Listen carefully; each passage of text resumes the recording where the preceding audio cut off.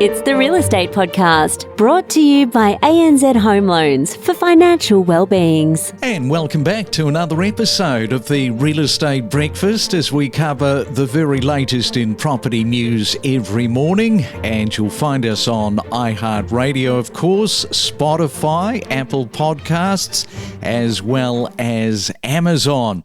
And a Tuesday morning, the 27th day of February, and a very good morning if you are in Canberra this morning, looking at the Canberra market right now to perhaps buy in. In fact, you might be outside of Canberra. New data from Domain suggests that first home buyers eyeing Canberra's property market should look to Woden Valley for the quickest savings timeline. Now, whilst it takes nearly 6 years for young Canberra people and others to save a 20% deposit on a house, entry-priced units offer a much faster track. Couples aged between 25 and 34 can save for a unit in about 3.5 years, ranking Canberra behind Sydney, Melbourne and Brisbane. But as I say, it is not just happening in the Canberra market. So this morning, for the first time in 2024, we are going to be catching up with our friend Margaret Lomas from Destiny Financial Solutions.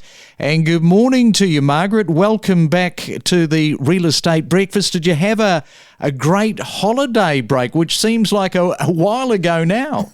Well, I haven't been back that long. I actually went to Antarctica this year, so it was pretty amazing. What? Tell us about that. I did an expedition cruise out of South America down through the Drake Passage, which is fondly known as either the Drake Lake or the Drake Shake.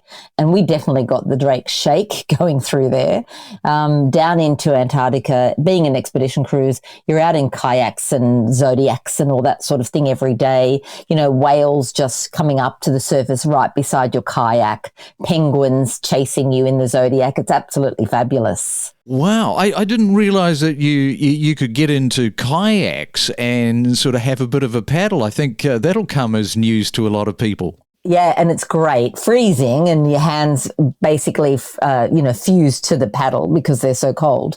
But you're so fascinated by everything that you're seeing while you're down there that you forget about the cold pretty quickly and just really admire the breathtaking scenery. We had perfect weather for 5 days. So we were out on the ice every day for 5 days, exploring some of those scientific stations that are down there, just seeing wildlife, incredible wildlife, seals, penguins of every type that you can imagine. And of course, those whales, which often would come up alongside the ship and, just swim around. And it was fabulous. Wow, that sounds like a very sort of one-off thing to do. And did they show you the shelves that have sort of broken away and what global warming is doing? Not so much, although I was in the Arctic last year and I did see a fair bit of evidence of receding glaciers when I was there. All right, so from glaciers to first home buyers and spending all this time, 6 years potentially to buy a house. But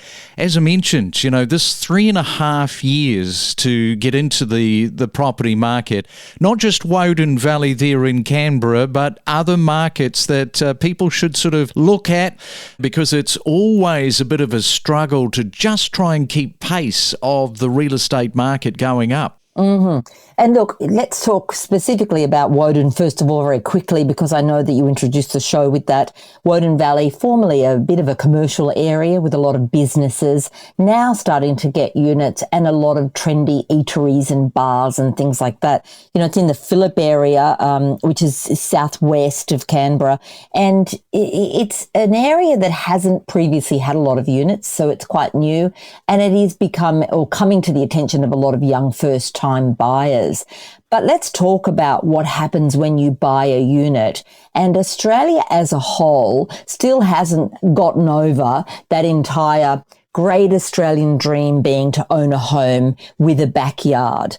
And when most people buy units in Australia, they're doing so with the thought that it's going to become a stepping stone into that house. It's a cheaper option, as you say, half the time to save for a deposit, get into that unit, wait for a little while, get some equity, and then leverage up into a house.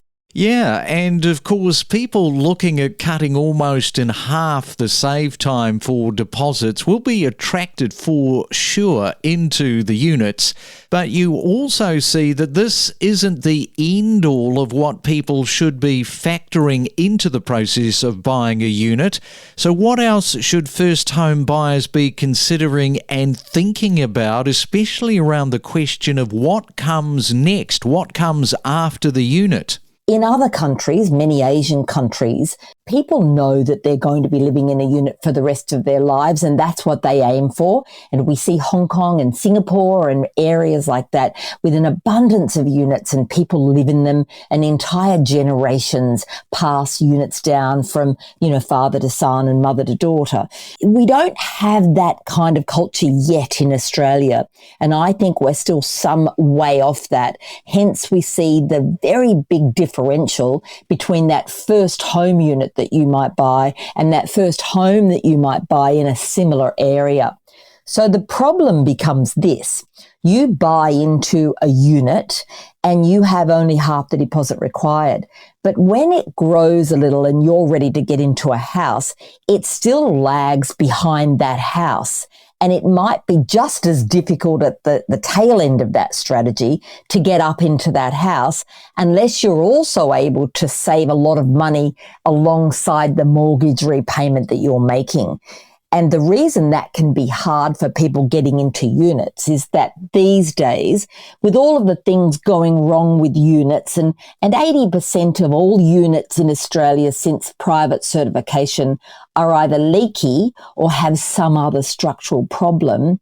So what we see happening now is we see strata levies fairly high, and because you're paying a big chunk a year, sometimes between $6,000 and $15,000 a year for strata levies, then you're unable to save that gap deposit you need when you come to sell your unit to make that leap up into a house. That culture that you talk about is a very real and really interesting angle and take on what is happening in Australia because, as you say, we're not there at the moment.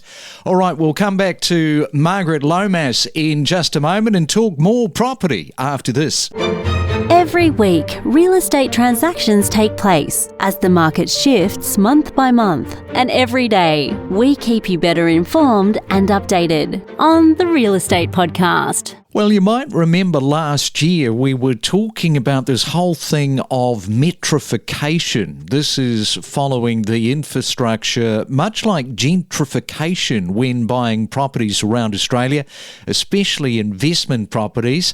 Well, the Queensland government's $2.75 billion commitment to rail, that marks a significant stride towards constructing the long-awaited Sunshine Coast rail line, which is going to link the region to Brisbane. And yes, there has been some criticism around this, which is centering on the full connection to Maroochydore. Well, of course, that kind of makes sense.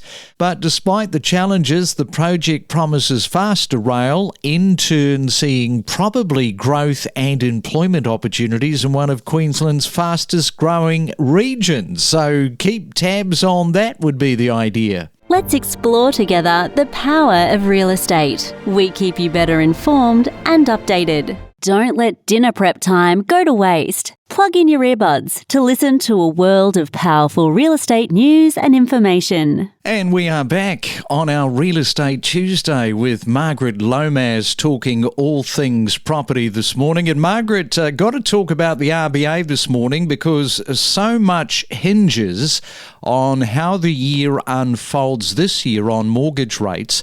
Last week, I had it suggested to me that Michelle Bullock might be continuing with this rhetoric this year that interest rate rises are not off the table depending on any shocks to the market, and that it's highly unlikely any rise would occur. So with that signalling, do you see it as rhetoric or merely a balancing act around any potential rises? What do you think? One has to wonder whether the former governor, Philip Lowe, who came out and very clearly said to everybody, there will not be any rate rises until the late 2024. And then people plunged headlong into mortgages that they subsequently can't afford. And you do have to wonder whether Michelle's just really covering the bases now. And it's like, give everybody an expectation that there might be a rise, give them a cut, and everyone's going to be extra grateful for that. So under promising and over delivering, I think is the strategy that she's using. At this point in time, there's definitely nothing out there to suggest that we need a rise right now. We're seeing just in the last 3 days data showing us that there's an uptick in people in mortgage distress in certain areas. So we're seeing more people asking for a repayment holiday, more people coming back to banks to try to negotiate those slightly lower rates if they can get them. And, I want your listeners to know that you can often get them. So don't be afraid to really, screw your bank down hard for those rate cuts. And I think probably what we're seeing is, yes, a bit of rhetoric, because I think the Reserve Bank just doesn't want to step into that arena again where they gave everybody this false hope. And at the end of the day, they then gave us 13 interest rate rises over a relatively short period of time. And that just hurt everybody. I'm a person who is easily affording all of my loans, but it got tight for me as well. So I think, I just think about that average family with a mortgage where they bit off more than they could chew. All of those interest rate rises hurt them, and everybody went for blood from the Reserve Bank. I reckon Michelle's just trying to cover her bases.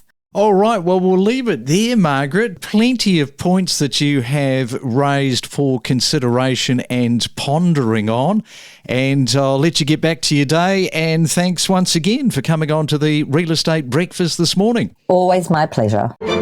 Gain insights with exclusive conversations from real estate professionals about buying, selling and investing across Australia. Because I note that you can actually buy a one-bedder. You can spend $300,000. I'm not sure if it gets you in Moonee Valley or slightly out of Moonee Valley, but just talk to that for our first home buyers, because when they hear $300,000, they get pretty excited. Yeah, of course. Look, $300,000 won't get you a one-bedder next to Queen's Park or next to the Maribyrnong River, but $300,000 if you're slightly out of Moonee Valley, if you're going into, let's say, Pascoe or something around there, then you can still get just under 40 square metres, a one-bedroom, one bathroom, one car spot. There is entry-level property out here. We connect you to the best real estate information across Australia. The Real Estate Podcast.